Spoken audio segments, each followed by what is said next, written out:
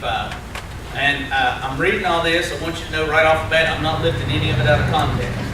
I believe in context. You're more than welcome to go to the chapter before and the chapter after and read it. You'll see that I'm not changing it, twisting it, pulling it out of context to try to bring the meaning out of it, to drive a spike in the ground so you can know that I thought I knew what I was talking about. I'm going to read the whole chapter. It's only 13 verses. I want you to listen to it. The chapter before this, in Isaiah 54, he goes on to talk to a woman that was old about having a baby, changing her life, and all this great stuff happened. And said, no, wait a minute, you didn't have a baby, but you're going to have more babies than anybody else. I don't know if anybody in here could or couldn't have kids, but that if you were an old woman and somebody started saying that to you, it kind of mess you up a little bit, right? You'd be, what's he talking about? So this is God speaking to Israel.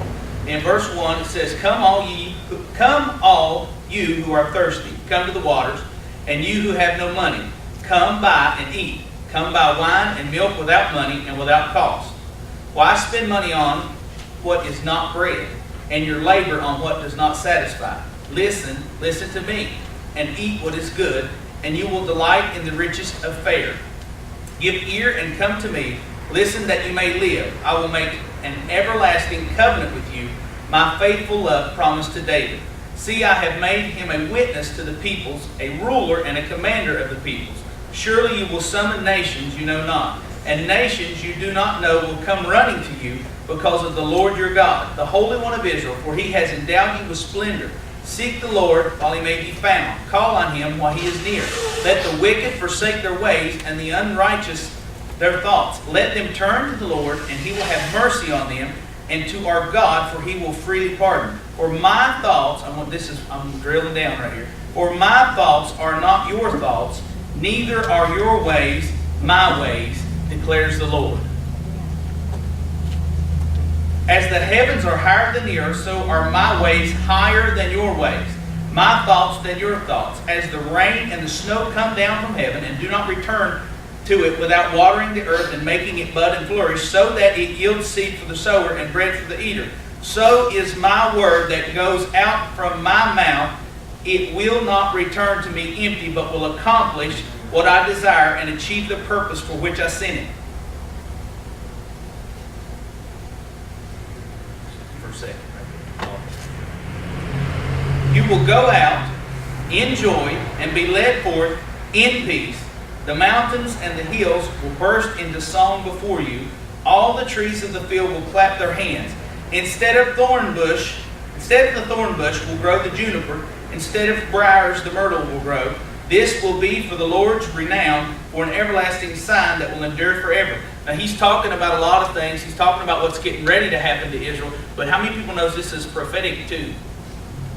What was the curse? Remember in Genesis, the very beginning, what was part of the curse? Thorns from the ground.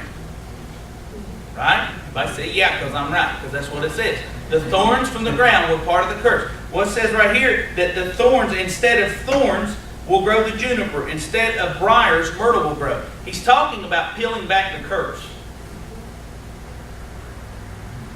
I'm going to break a few. Can I break some stuff out and just, I'm sorry. It's okay. Work is not a curse. It may have been. It's not now. If your work is a curse, I implore you to find other gainful employment in some other fashion. You're doing something you don't like. You have a choice. Perspective is so important when we look at verses like this, because if we read them with the excuse of, well, I don't know, I don't see how that works in my life, then we never get to see the steps that it takes to get from one point to the other. We only see ourselves as victimized, without, and unable to do what God has called us to do. But it says in these few verses that his ways aren't our ways.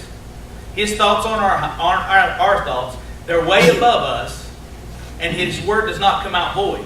You know how many times the Bible says that you're blessed? Bless you, by the way. The Bible, we don't have time. It'd take a week to find them all and read them. You are blessed beyond all other peoples. Why? Because of what Christ did on the cross. It's very simple.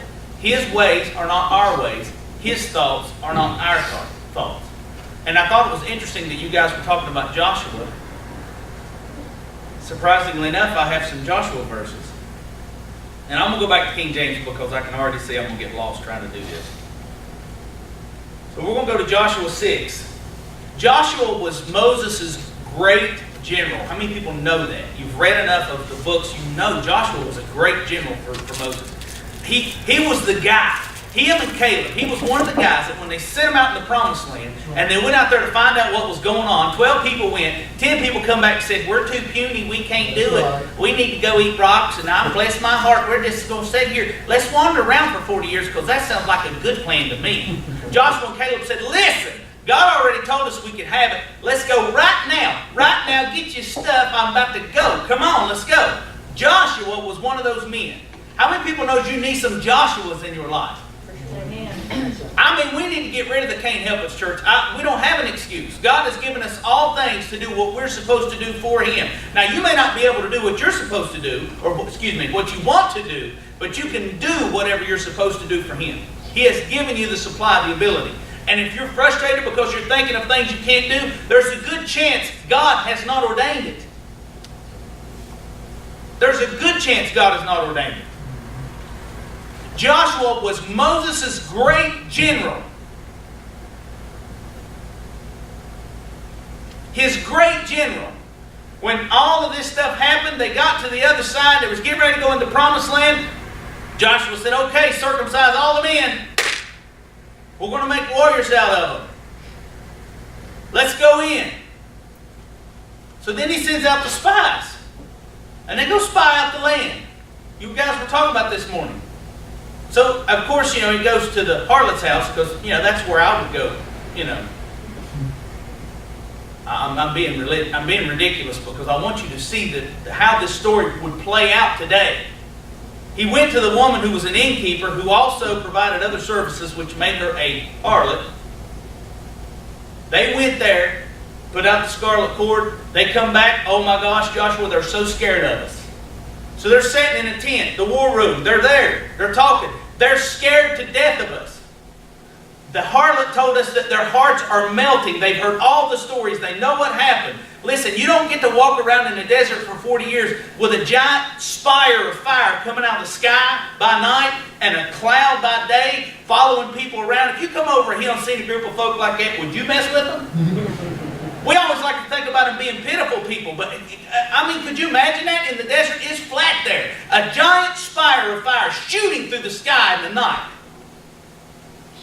And they're in the sign of the cross.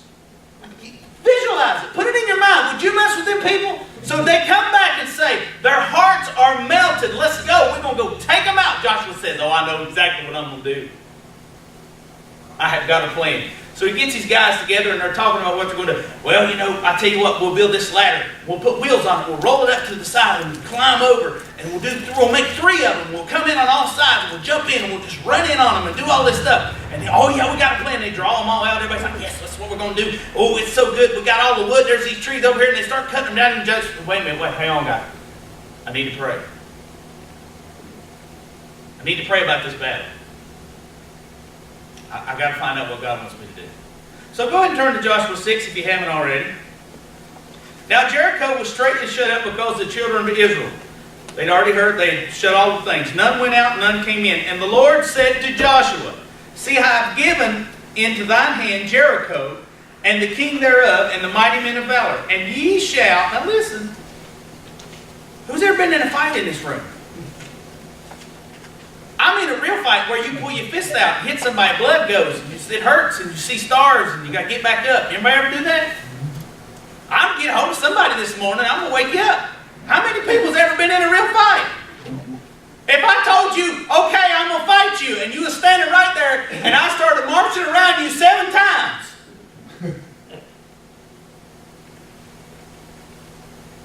I'm going to march around you 7 times, and that's how I'm going to whoop you. God said, and ye shall compass the city, all of the men of war, and go round about the city once. Thus thou shalt do 6 days. And 7 priests shall bear before the ark 7 trumpets. ram's horn, and the seventh day ye shall compass the city 7 times, and the priest shall blow with the trumpets, and it shall come to pass, and when they make a long blast with the ram's horn, and when ye hear the sound of the trumpet, all the people shall shout with a great shout, and the wall of the city shall fall down flat, and the people shall ascend up, every man straight before him. Listen, if you come in my house in the middle of the night, I will not get my trumpet out. You may hear some trumpets if you come in my house in the middle of the night, but it'll be because you hit over on the Golden Shore and you're about to get in trouble. I don't read nowhere in there one time where it says, take your swords, get ready, get all the men of battle. It says, take the priests. Let me remind you, Joshua was Moses' great general. Don't it make your head hurt when God tells you to do things that you do not understand?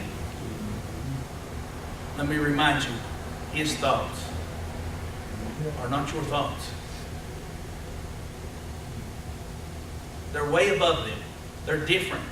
I'm so tired of people trying to turn God into a man.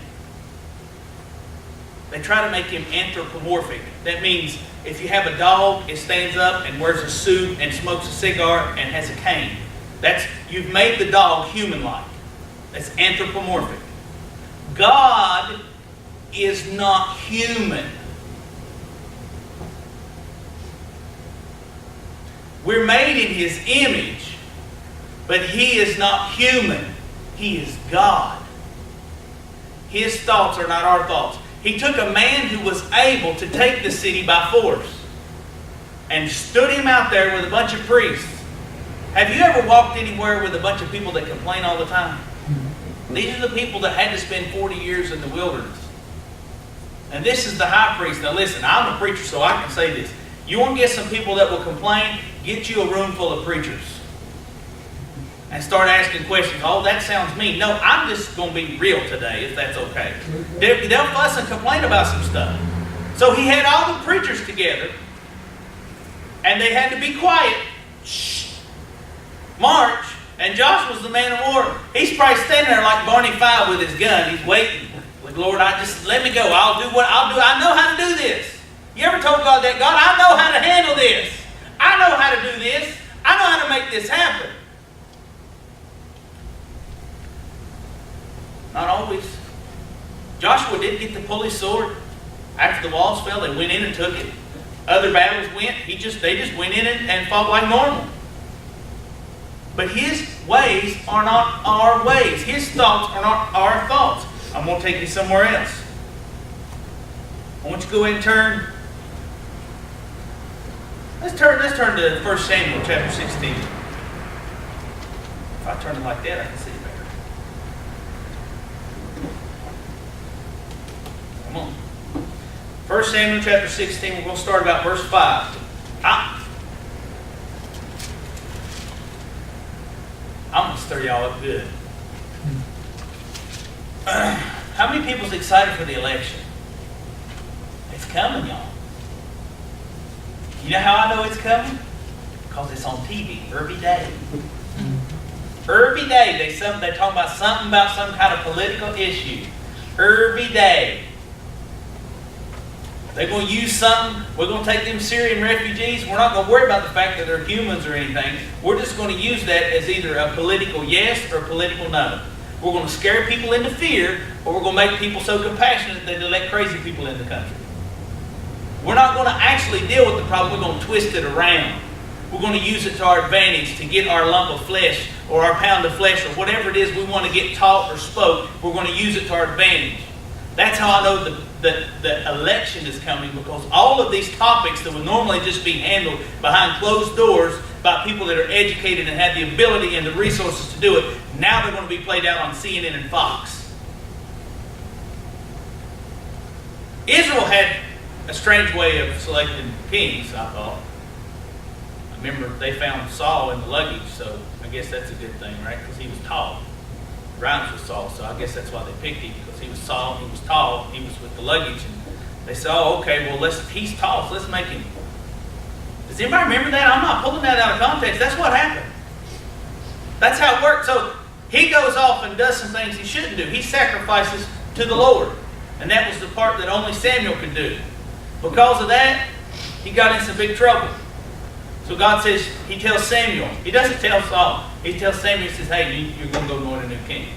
Probably would have been good news for Saul to hear, in case he was wondering. He found that later, though. 1 Samuel chapter 16, I'm going to read from 5 to 12. And he said, peaceably, I am come to sacrifice unto the Lord. This is Samuel coming to Jesse's house. And they were scared because the high priest was coming. That'd be like the IRS showing up at your house. How many of y'all would be happy about that? Or if a bunch of carload full of state troopers are going to come and visit you.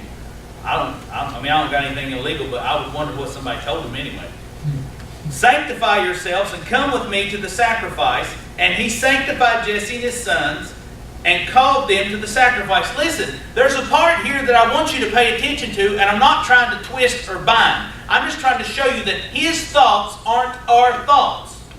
His ways aren't our ways. I'm going to read that verse again, and I want you to realize this. And he sanctified Jesse and his sons. David was not part of that group of men. David was anointed king, and he wasn't even sanctified by the high priest. He was off in the field, keeping the sheep. Well, brother, we all need to be sanctified. Well, if you can do that by yourself, go ahead and let me know about that. Show me how that works. Write a book. You'll make millions of dollars telling me how to sanctify yourself. My Bible says that my righteousness is as filthy rags. And that word filthy rags is a very sparse definition of what that word really means. That is some ugly stuff in that word. And it came to pass when they were come that he looked on Eliab and said, surely the Lord's anointed is before him, because he was tall like Saul, big boy. But the Lord said unto Samuel, look not on his countenance or on the height of his stature, because I've refused him. For the Lord seeth not as man seeth, for man looketh on the outward appearance, but the Lord looketh on the heart. Remember, his ways aren't ours. Then Jesse called Abinadab and made him pass before Samuel, and he said, neither hath the Lord chosen this. Then Jesse made Shammah to pass, and he said, neither hath the Lord chosen this. Again Jesse made 7 of his sons to pass before Samuel. And Samuel said unto Jesse, the Lord hath not chosen these. And Samuel said unto Jesse, are here all the children? And he said, there remaineth yet the youngest, and behold, he keepeth the sheep. And Samuel said unto Jesse, send and fetch him, for we will not sit down till he come hither. And he sent and brought him in. Now he was ruddy, and withal of beautiful countenance, and goodly to look on. And the Lord said, arise, anoint him, for this is he.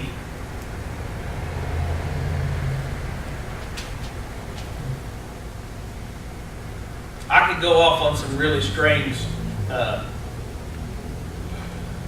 culturally relevant and a little bit of like historical stuff that's not in the Bible, but I don't want to change. I'm not trying to bring a new doctrine or anything strange, but there's a lot of theologians that don't think that Jesse was David's dad.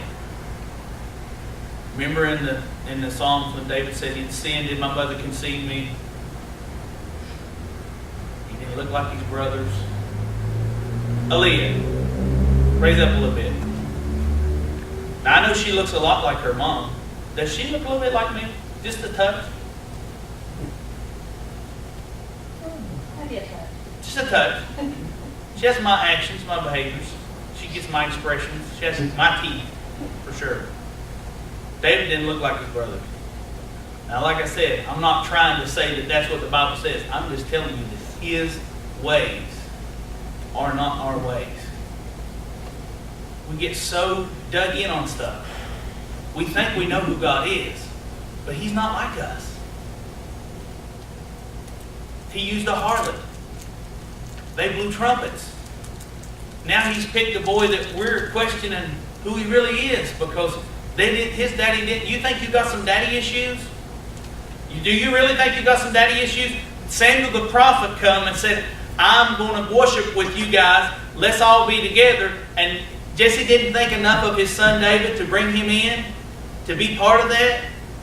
How many of us going to eat Thanksgiving dinner? You got one kid you're not going to invite? One of you raise your hand. I dare you. Maybe if they's in jail, but you'd probably go, you're probably going to take them some turkey in jail. He didn't even think enough of David to bring him into the house, to be with the man of God, to see what the man of God had to say. He didn't even think enough of his son to take him to church. Oh, Richie, you're stretching that. No, I'm reading it right straight out of the book. He said, I've got one son, but he's keeping the sheep. He's not important enough to stand before you because there's no way he could possibly be king. There's no possible way he can do what you want him to do because he's so ignorant or so young or so whatever, or he ain't my kid, or whatever the reason that Jesse thought that David was not qualified. Listen, church, God is the one that qualifies you. Whether or not you like it, He is the one that says you can or can't do something. Amen. His ways are not our ways. David had none of the things the other brothers had, but you know what? Just a few weeks after that, it's been years, but months after that, we'll say months, that's more linear. A few months after that, he shows up after he spent time in Saul's court playing music for however, who knows how long. I don't know how long he was in there. I mean, everybody argues about it. But the big war broke out, so David's brothers go to war. David goes back home to keep the sheep again. Wouldn't that discourage you just a little bit? So he said, okay, take this cheese and bread to him. So he shows up with cheese and bread for his brothers. And there's a giant out there. There's a giant out there, and he's coming and he's mocking the children of God. And David said, who in the world is that guy? Who is that guy out there mocking the men and women of God? And listen, I got a little brother. And when he was little and I was big, he thought I was great. David said, Eliab, why ain't you whooping that giant?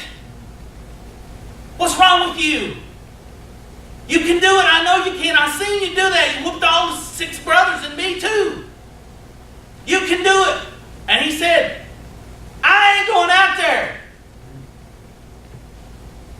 David said, okay. Good thing I brought my slingshot. Can I tell you something? Saul was a Benjamite. The Benjamites in the Bible, this is Bible, this is not out of a history book. The Benjamites were supposed to be able to throw with a slingshot, right or left-handed, and kill a man. Isn't it kind of interesting that David stood up and did what the king couldn't do, and he didn't even have the king's lineage? He was not a Benjamite. He was not raised in that tribe. David took the tools that Saul grew up with and used them to defeat the enemy. Doesn't it seem like the king should have been able to do that if he was a Benjamite? Biggest and the strongest. How much faster and harder could he have? He may not have to cut his head off. He might have sunk that thing plumb in there and killed him dead. Because David didn't kill him with a slingshot. He killed him with his own sword. His ways are not our ways. He's God. He's put you where you're supposed to be because He needs you to do something. And if you keep thinking you're the one that's going to figure it out, you're going to be there a while. You're going to keep bumping your head. You're going to keep falling asleep. You're going to keep missing the mark. You're going to keep coming up short. Well, I'm not like Brother So-and-so. Well, I don't care. Neither does God. He's not interested in that. Well, what about holiness? Well, last time I checked, yours ain't no good. That's what Jesus came for. He became like us so He could make us like Him. It don't work the other way. Religion is a smokescreen. Religion is man's attempt to get to God. Jesus Christ was God coming to man. And we can still be religious and say we're religious. And I'm not trying to, that's not a bad word. I'm not trying to give a negative connotation to it. But do you understand what I'm saying? Well, what about my problem? Well, what about David's problems? What about a man who has all the ability to do it? He had the training. He had the understanding. Joshua knew how to fight. He knew how to fight so good when the angel of the Lord showed up, he said, "Who are you?" and pulled his sword on God. That's all he knew. And he said, guess what? This first battle, you're going to be in charge and you ain't going to fight. You're going to march around with a horn and you're going to blow a trumpet and you're going to shout at the end. That would make my skin boil, y'all. I don't know if y'all know what that feels like to know how to do something and have to do it a different way that you don't think is going to work, and then you look dumb because God comes in and anoints it and it works. Amen. His ways are not our ways. I know you're uncomfortable, but that's the kind of preacher I am. That's what I do. I'm like the dentist.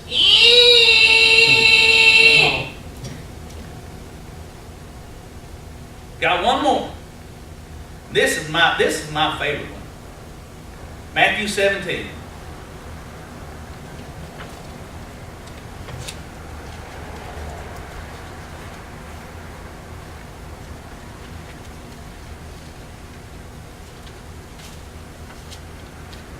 While you're turning, I'm going to remind you.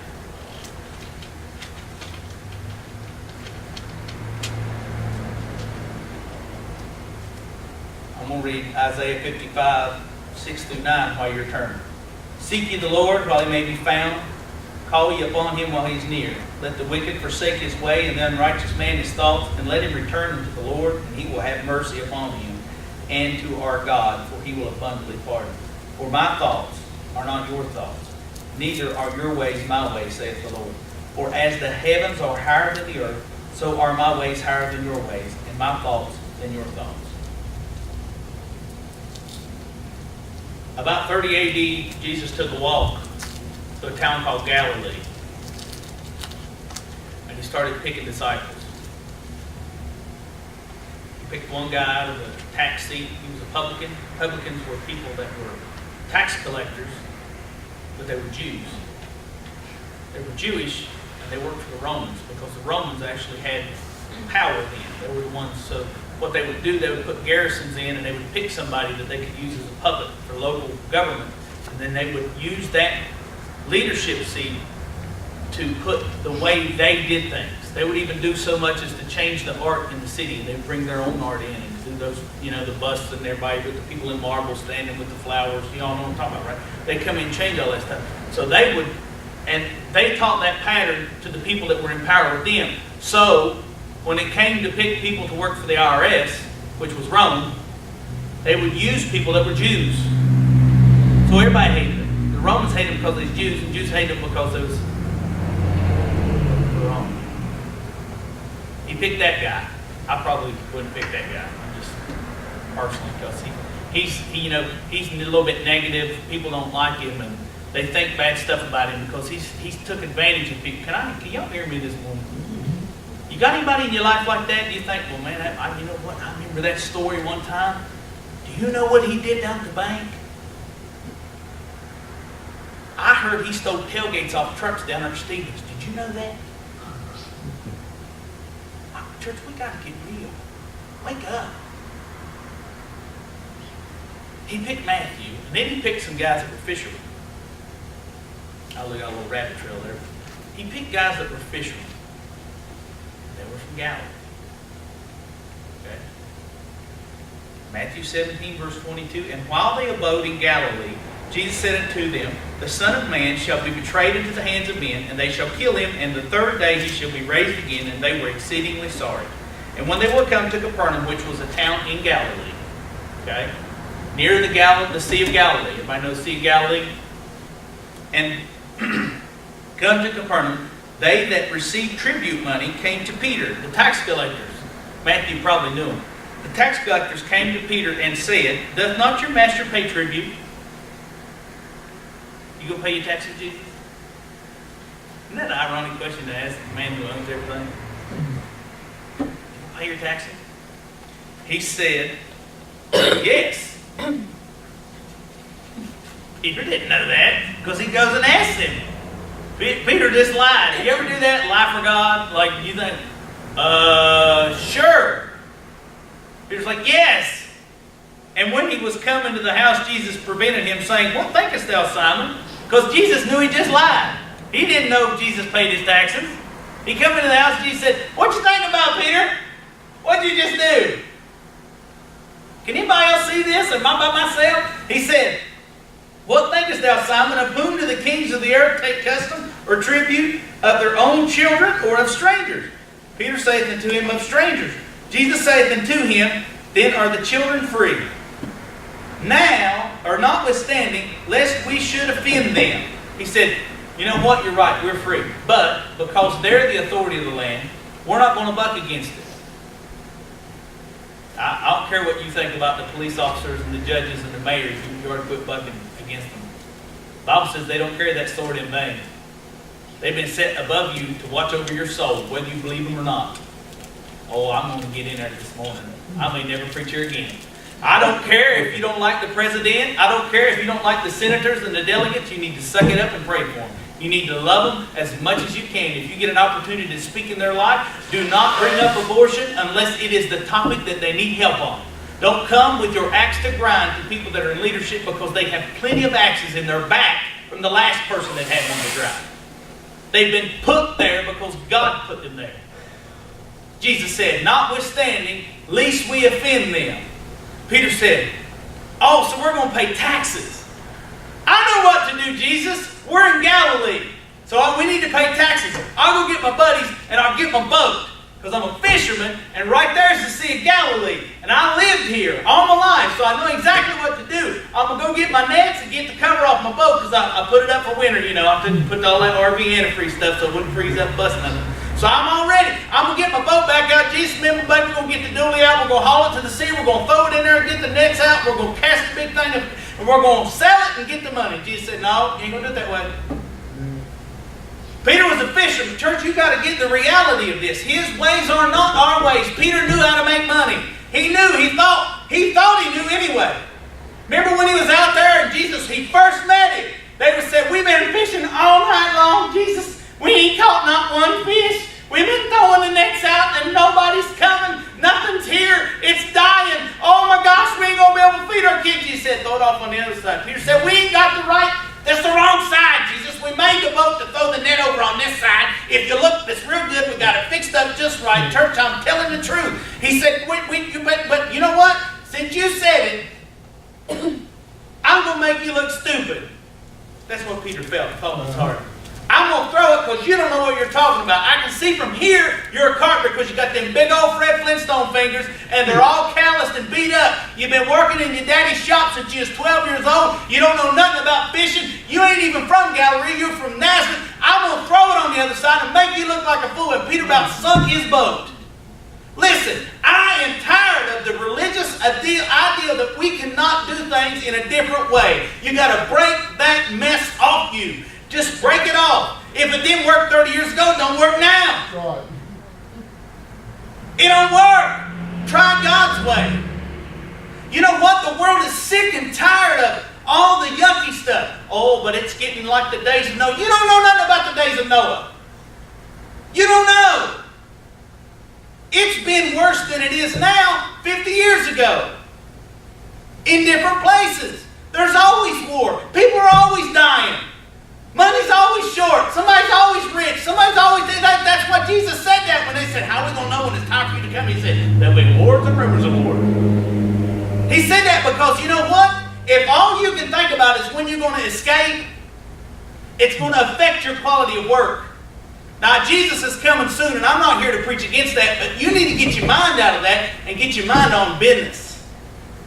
Because the more you think about leaving, the less you're going to take care of what you've got. That's what religion does to us. It teaches us to hoard ourselves up in a cave like Elijah. And he looked down in his mantle, covered his face up. He's all there. Nobody loves you anymore, God. I'm the only one that's left. Just me by myself. I called down fire and the sacrifice. And y'all read the Bible? Then nobody's left but me, Lord. And God said, straighten up. I got business for you. I need you to anoint your successor, and I need you to anoint the next king. Get up off yourself. And he went and anointed Elisha, who did twice what he did. You know, you can't disciple nobody if all you can think about is how pitiful you are. I'm going to say that again. It's impossible to disciple people if you can only think about yourself and your own lack. It's impossible. It is not possible to disciple somebody with that spirit. It is not possible, church. It's not possible. God said, get up. I need you to do this. Peter said, Lord, I know exactly how we're going to get that money. I'm going to get my fishing coat on. They got them new nets. I can buy them new nets. Zepco makes a new net now. I'm gonna go buy it down there at the market. You know, Aquamed Zepco. He made the first. Jesus said, no, Peter. I know you've been fishing for a while, but notwithstanding, lest we should offend them, go thou to the sea and cast the hook. Take up the fish that first cometh up. And when thou hast opened his mouth, thou shalt find a piece of money. Take and give it to them for me and thee. You know, it is not unusual for fish to eat money, especially gold coins. That's a very natural thing for a fish to do that. Because what's fish lures look like? Does anybody know? Look at the little thing that spins. You ever drop a quarter in water?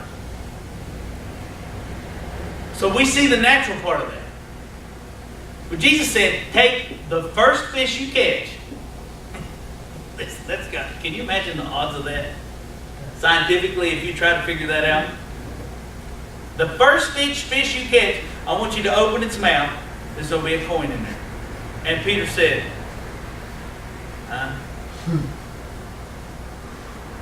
But what if there's no money in the fishing pole? Peter, go get fishing pole. Jesus, I don't use fishing poles. I don't care, Peter. Go get a pole. Get you a hook. Cast it. But Jesus, I could catch enough fish. I'll even throw it on the left-hand side, like you said the first time when we caught all them other ones. And we'll have some extra money. We'll have a party. Maybe we could buy us a new Porsche or something. It'll be fun. You know, I'll do it that way. My buddy's been wanting to go fishing for months anyway. Come on, somebody. Do you ever have this talk with God where you try to tell him to do what he knows how to do? Jesus said, no. Get a pole. Put a hook on it. Cast it. The first one you pull back, there'll be money in its mouth. Go pay taxes with that. Church, his ways are not our ways. His thoughts are above our thoughts. Our idea of church, our idea of salvation, if the people that I've talked about, can I walk around, or does the sound look, I'm okay, right? Okay, I'm going to stand the guy right here. He's about this tall, average height, 5'6", 5'8". That was the average height of Israeli people at that time. Okay, he's ruddy, so he's got red hair and freckles.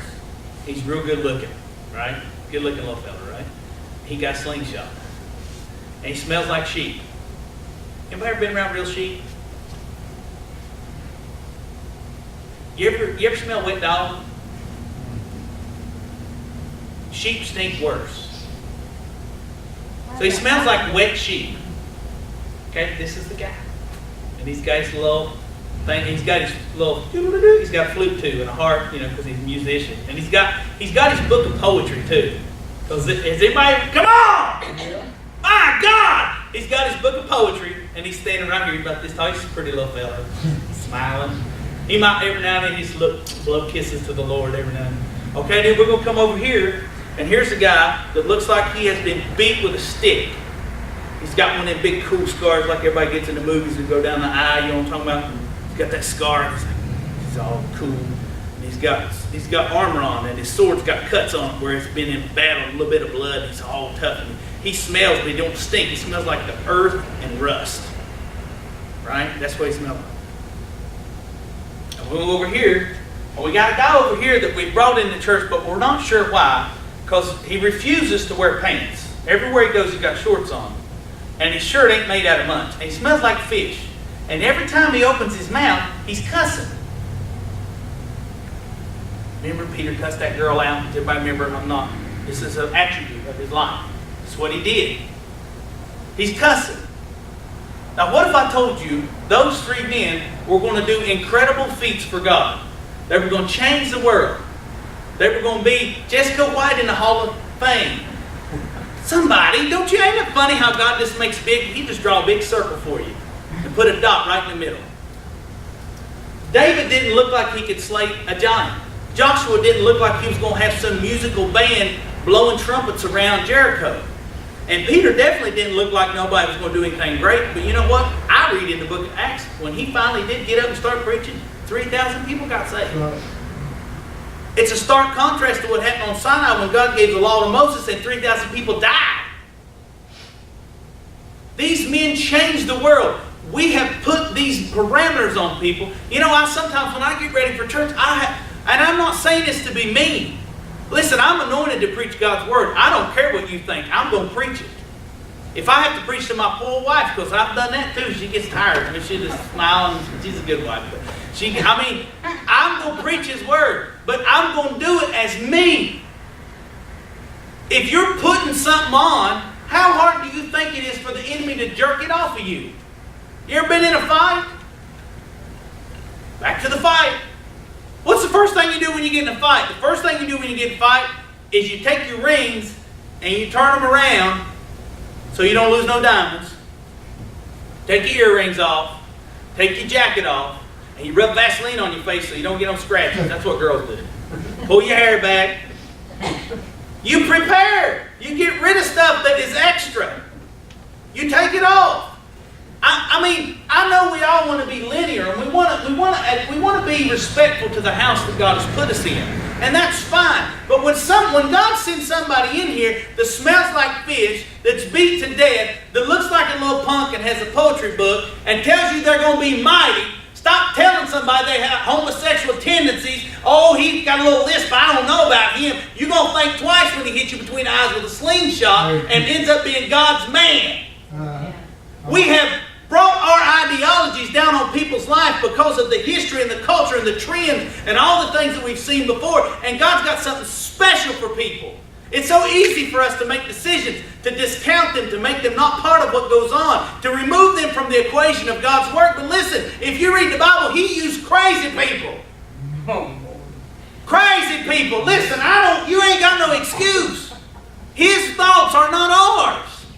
We spend all this time standing people up on boxes and changing them, making them fit into places that they weren't designed to fit in anyway. And when the devil comes, it ain't no wonder he beats the far out of them. They got 15 jackets on, long sleeve shirts and breeches, and their hair's plumb down to the ground. They ain't got nothing to hit nobody with. We've done took all the weapons of war. Somebody, can y'all hear me? Took all the weapons of warfare away from them. They're a sitting duck. Saul said, "Here, let me put my armor on you." You know why? Because when David would have went out there wearing Saul's armor and killed the giant, what would everybody have thought? Am I in the right place this morning? We put that stuff on people so we can take credit for who they are. And God made them what they are. And we need to be able to be okay with that. We're going to tell Peter, don't be swarping. The old ladies don't like it when you do that. We may tell Joshua, hey, could you maybe wash the blood off? Just, you're scaring folks. It's okay, though. Bring your sword. We understand. We'll tell David, could you make your poems into songs? So that we can all enjoy them and sing them? So you don't look so silly when you're out there in the parking lot by yourself? We missed it. We've missed it. God has put tools all around us. People that are... I went to Beckley one time, and I was getting ready. My friend Stacy Dingus, pastor to Mountain Life, and he was getting ready to preach. And we were sitting there, and there was these people. Everybody was singing. It was a wonderful time. And this little fella stood up. Listen, I'm not trying to be mean, but I don't know if he's all there. I'm not being mean. I really don't. I kind of tried to talk to him later, and I'll be honest with you, I don't think he was. But he was dancing before the Lord in it. I know what he was doing. He was preparing the platform for the man of God. That's what his heart was. He was dancing before the Lord. How many people would have went up and grabbed him by the arm and said, "You need to set that junk down. Right. You need to set still. There's something wrong with you, boy. Put him in the back. We'll give him some cookies." Oh, come on. That's what happens. God makes something unique and incredible. We want to cut the unique off of it. Why now you around all this stuff? Oh my God, this is the Lord, because we know that the Lord said, no, it's your culture. And that's okay as long as you know it's your culture. But don't tell me it's God when it's your idea, because God didn't use your ideas. He didn't ask you if it's okay when He made people different. Right? His ways aren't our ways. His thoughts aren't our thoughts. All the things that we hold, the big three that people preach about in southern areas like Kentucky and West Virginia and Virginia and places like that, the Bible Belt, Tennessee. When you go somewhere else, it's not even on the radar because it's a cultural thing. We're preaching our culture.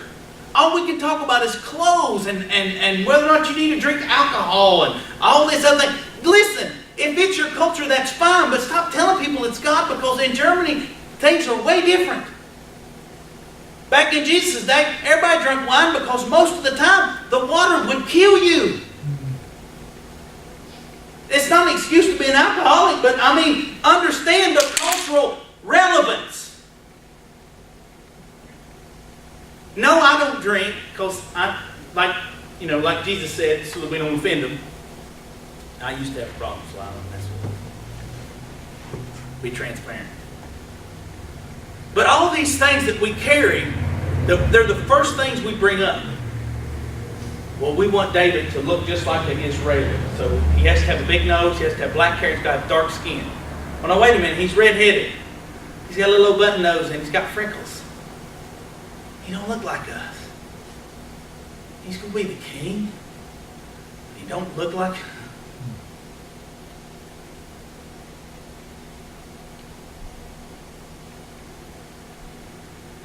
Even racial prejudice.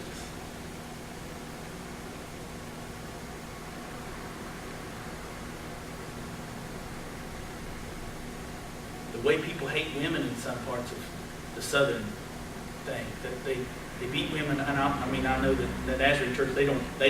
I mean, and I think it's great because God made Adam and Eve both. So that's another sermon. I'll leave that alone. I could go on for an hour about that. God made us unique. We have a culture that we fit in, but it's only the culture. I do the cultural things for you. You understand? I do them for you. I do them for you. The things that you do that are cultural, that you think you're doing for God, you're missing out on relationship values because you're attributing that to God. And He really doesn't care, because He'll pick any old piece of clay up and touch it and change it and use it and shape the earth with it. He took 12 people that could not. Every time Jesus walked off from the disciples, they started arguing who was the greatest. Have y'all read the Bible? Every time He wasn't there. Who's the greatest? I will sit beside Him. And they said, no, you won't. I will. James went and got his mom. Hey, Mom, ask Jesus, can I sit beside of Him? They couldn't even get along there, and took those men. And just a few chapters later, in Acts, it says, these men who have set the world upside down are here now to do the same thing in this city. And they couldn't even agree. Let God strip away what you think you're supposed to do, and let Him tell you what to do. Let Him be your guide. Don't let the culture, don't let the people. Of course, God's not going to tell you necessarily to do something against your culture, but don't be surprised.